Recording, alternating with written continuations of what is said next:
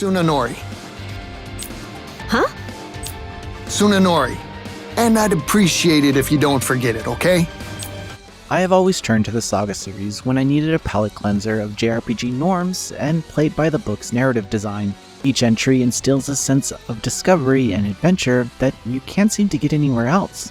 I do believe that its reputation precedes it though. Until now, I have found comfort in the unique systems of a SaGa game, but the newest entry, SaGa Emerald Beyond, pushes player patience to the breaking point. If you want to enjoy SaGa Emerald Beyond, you're going to have to work for it. Oopsies! A witch? Cripes! Kids from out east are so dang strange. She's a real dum-dum, all right. I think she's precious. SaGa Emerald Beyond features 6 playable protagonists, 2 of which have been combined into one campaign, so you have 5 to choose from. Each opening boils down to a single word: confusion. There's no preamble narrative that introduces you to the world, what plagues it, or any context about the character that you chose. Their personalities boil down to whatever their design is, and they lean heavily into that across every scene. I'm not one to criticize localization, but I do believe the writing could have eased off a bit on these outwardly portrayed characters. The country girl, who is also a cop, doesn't need to constantly say yee-haw and partner like the verbiage is in every line of her dialogue. There's little to no characterization outside of this. You're simply left to accept that everyone is a caricature of their design and try to keep up with the story that never goes anywhere outside of surface level issues. You can try to keep up, and I really did, but even after beating the game, I honestly have no idea what I just experienced. So for whatever reason, these characters can travel to different worlds. Trust me, it doesn't actually matter.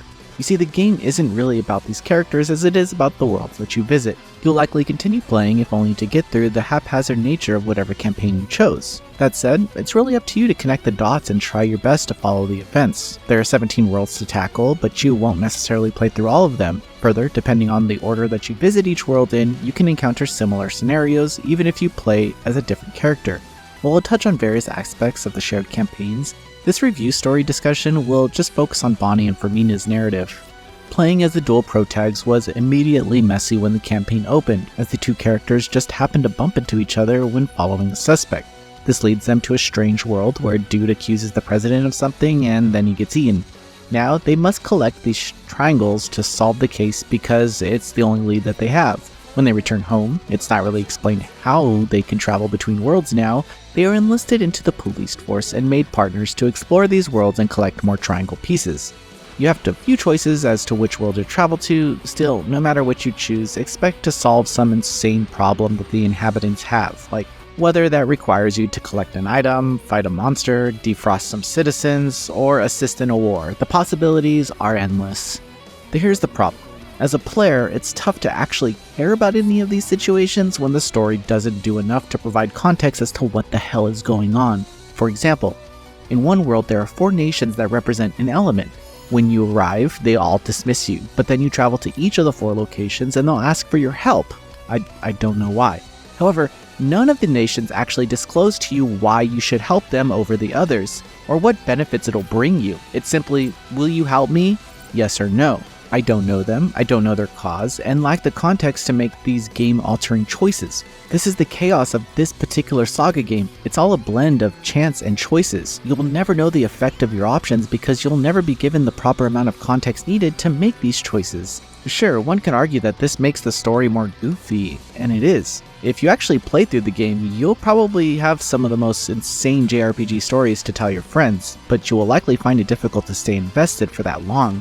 It also hurts that these worlds themselves don't have any impact on the actual campaign. I mentioned it before, but there is a world where you have to defrost citizens, but also only have several matches, so not everyone can be saved. As you likely guessed, you're given no information about the frozen characters, and are just expected to pick a few to defrost. It's all just a gamble. Still, there's fun in that zaniness, but it becomes exhausting when every world plays out similarly and nothing is grounded. If you're wondering why I'm focused on so much of the story, it's because that's all this game really is. The game flow is dialogue, run to a glowing blue door, more dialogue, run to another door, and more dialogue, until you leave the world. Oh, and sure, there are some battles here and there, but we'll get into that later.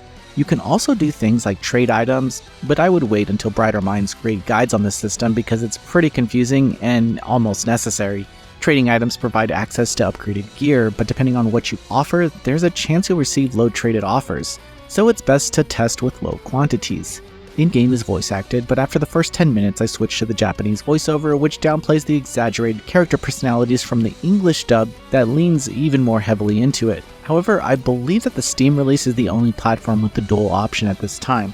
While there is a nice build up to the conclusion, I think this story is way too ambitious, even for SaGa standards. This is unfortunate because the game focuses on the idea of these ties to worlds that guides the character to mission destinations, and yet nothing feels connected here. While one can argue that we need chances like this to be taken in an industry that seems to deliver overly similar experiences, I think SaGa should have restrained itself, at least to get the attention of a wider audience. I've been a fan of this series for over 20 years, and even I felt like this was a mess. The battle system does add breaks to the long-winded dialogue, as monsters randomly attack during scenes. You can also train at a red door area, which is suitable for item farming, but I'm getting ahead of myself.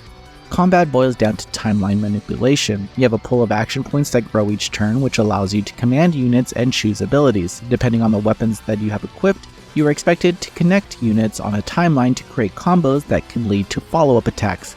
This is the fastest and most efficient way to win battles, so it's essential to understand. Now, nuanced issues creep up that make this not as easy as it sounds. For starters, interrupt attacks are usually powerful moves caused by taking an action. You will die by these attacks many times, trust me. In fact, if you just see a question mark during a boss fight, either don't make a move or just try to buff your characters. Unless you have an interrupt that can interrupt the enemy's interrupt, you should just throw the turn. You encounter plenty of easy battles throughout the game, sometimes detailed before the event. However, taking on batches of easy fights comes with the side effect of facing off against a formidable enemy and not being nearly powerful enough to take them on. Retrying a fight provides an increased combo meter, which is nice, but the frustration of getting 10 minutes into a fight and then getting one-shotted is consistently painful. That will happen until you get lucky and a character randomly learns a skill that an enemy is weak against.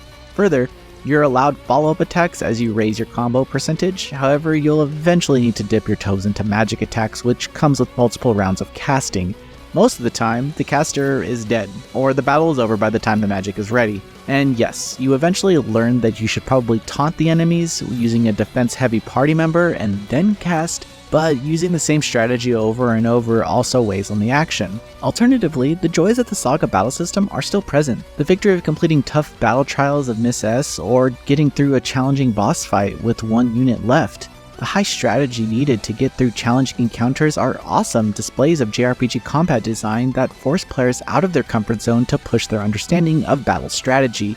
That said, most party members feel expendable due to their lack of impact on story or events. I mean, come on, your initial party in Bonnie's campaign are cats, who actually do become pretty strong if you fight with them, but they just feel like lifeless units in the end.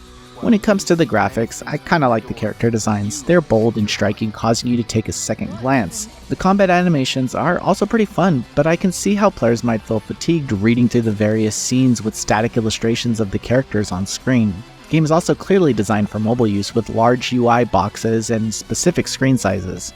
So to experience the game how it was likely meant to be experienced, I mainly played using the ROG Ally, and nope, it still was not fun. SaGa Emerald Beyond doesn't do the series any favors in delivering a more straightforward SaGa experience. Still, you'll never actually be confused about how to progress, you'll only be confused about everything else. Through the weak character introductions, lack of context missions, and difficulty spikes, I couldn't get into this adventure at all. As a fan of the series, I don't know who this is catering to. While I found some glimmer of hope in the strategic depth of the battle system, I doubt enough players will stick around to discover it or even care enough to play longer than the first hour. I want more SaGa, but this isn't the direction the series should take. If you're looking for an accessible and modern SaGa, maybe stick to Romancing SaGa Re-Universe on mobile devices. It's pretty good. Noisy Pixel is giving SaGa Emerald Beyond a 5.5 out of 10. Thanks for watching. This video is brought to you by our supporters on Patreon. Noisy Pixel is run by Kirby Gamers, providing independent gaming coverage through news, reviews, previews, and more. Check out our Patreon to help support our continued growth, and subscribe to keep up with all our future content.